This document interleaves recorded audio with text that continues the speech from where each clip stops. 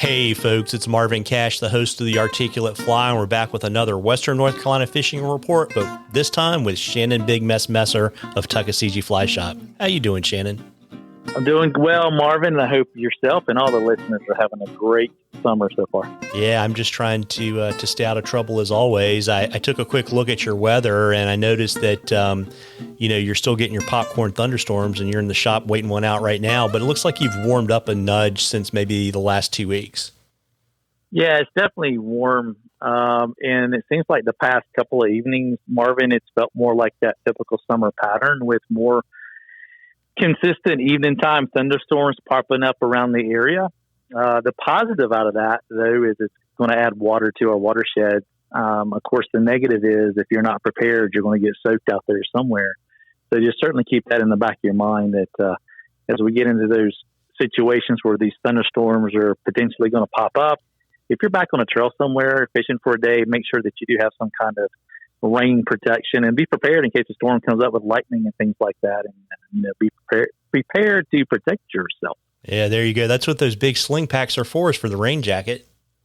Yeah, man, that and a little bit of bear spray and a little bit of all that good old stuff like that. Yeah, there you go. Although you better keep that bear spray on the outside of that pack, or you might be in trouble.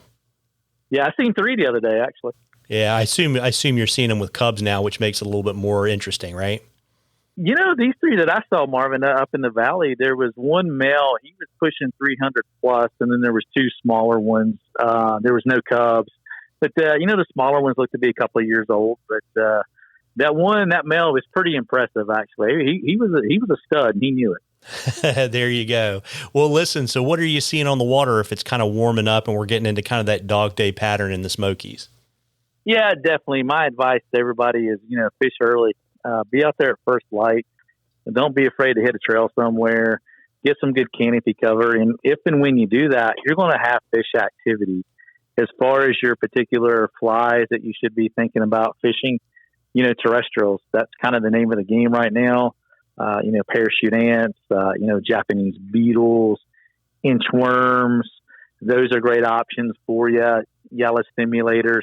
Orange hasn't really kicked in yet, but I think it's going to here in the next 2 weeks. We're right in that window where some orange palmers and some orange caddis and orange stimulators will start producing some fish for you. The subsurface bite is kind of where it's at some days.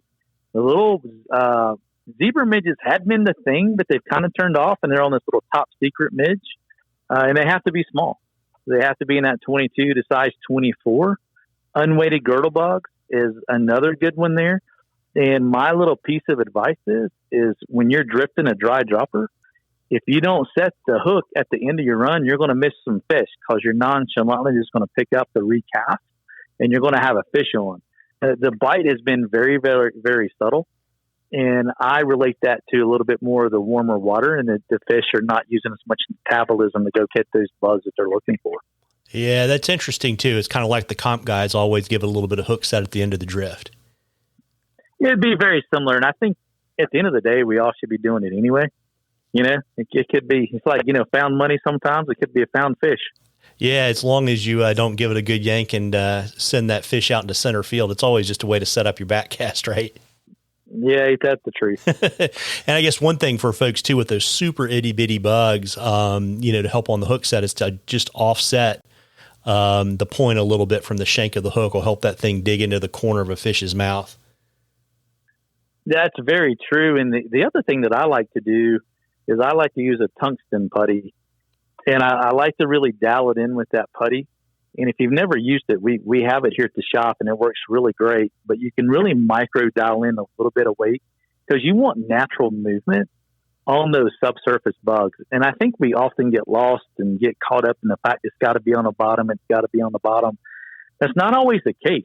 Those bugs move up and down that water column, and they're in different life cycles, where they're at the particular time. And those fish are keying in on that movement. So if you're constantly on the bottom, you could be selling yourself short this time of year. Unweighted. I think that's key. A lot of the stuff you should do right now under the water, unweighted and small.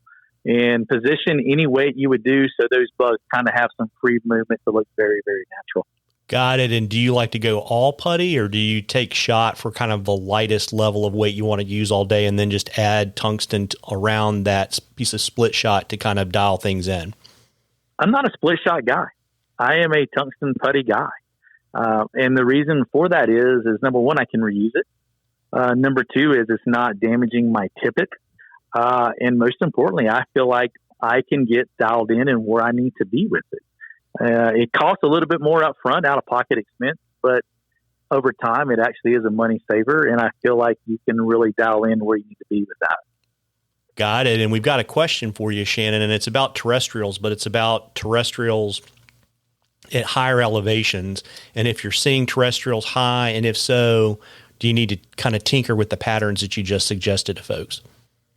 Well, I mean, that's a great question. I'm a huge advocate of terrestrials. One of our podcasts, we actually talked about terrestrials, Marvin, one of our Tuckaseegee with a splash of bourbon. And terrestrials is a fly that you can go with all summer, all the way in the fall, as long as we've not had a frost and maybe a little bit past beyond the frost. Ants. My favorite one to fish is a little parachute ant, dry fly version. Kind of what I've modified a little bit. It's a combination of a red body with a black body. It is dubbing. It's not red. Has a little bit of the, white parachute post on it, polypropylene, and a little bit of hackle on it. And I tied that like in a size 14 or a 12. That works really well for me. Another one would be similar to kind of a little micro chubby, but it would be more along the lines of a royal wolf type color wave on it. So imagine a little bit of peacock, a little bit of red, a little bit of peacock with a little rubber leg on it. That does really well for me as well. But you can do chubbies, but I will tell you, really pay attention to the body color and think about what it looks like when it gets wet. If you're kind of missing that a little bit, the fish may not key in on those guys. But the other thing I will preach, and I'll preach on my soapbox, is you got to be using a leader that you can turn that fly over. So if that fly is bigger and has a bigger profile, don't be afraid of 4X. I'm fishing 4X to my dry fly. And then from my dry fly down to maybe a nymph, or if I'm fishing a real small dry, I will downsize that. But for my first one right there, I'm usually using a 4X, leader tippet combination. Yeah, it makes a lot of sense. I think a lot of people get kind of caught up in going small, and it's really just being more focused on getting a good drift. And if you do that, you can use heavier tippet. You can. And if it would be like, if we grabbed a hold of a rope and we try to just like flip it and it had something heavy on the end of it, it just wouldn't do it. But if you had something that was a lot stiffer, you're more likely to pick that up and move it. If you use tippet that's not strong enough to turn that fly over, your cast really suffers. And then actually over time, you're going to start to twist that thin tippet, and it's going to look really bad, and you're going to get awful drifts, and it's doing more damage than it is good. Yeah, and a knot or two along the way too. Just gnarly, man. It's just super gnarly. Inchworms is another good one too. Inchworms are hanging, so if you're pretty proficient at bow casting, then certainly that can be fantastic. Couple an inchworm with maybe a girdle bug subsurface, that would work, or a hard body ant, Japanese beetle, anything like that in a small creeks, little bow cast, that can be real productive too, and it's super fun. Yeah, absolutely. And folks, we love questions at the Articulate Fly. You can email them to us or send them to us on our Facebook or Instagram page. And if we use your question, I'll send you some Articulate Fly swag, and we will enter you into a drawing for something cool from the shop at the end of the season. And hopefully, Shannon, it stopped raining so you can head home from the shop. But before I let you hop, why don't you let folks know the location of all three of your shops and hours and all that kind of good stuff? Yeah, I think the plural. First off, the phone number is 828-488-3333, and that will get you to all three locations. There's a prompt if you want to talk to each, one in particular there. Just follow that. Where we started the home base years ago, 3 Depot Street, Bryson City. That's right across from the train depot. Your next one is 530 West Main Street, Silva. And then over in Waynesville, 110 Depot Street. And landmark-wise, it's kind of down below the courthouse and below Orchard Coffee.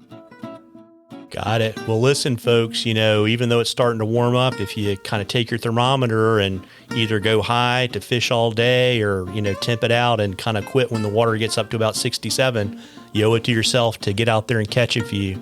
Tight lines, everybody. Tight lines, Shannon. Tight lines, Marvin.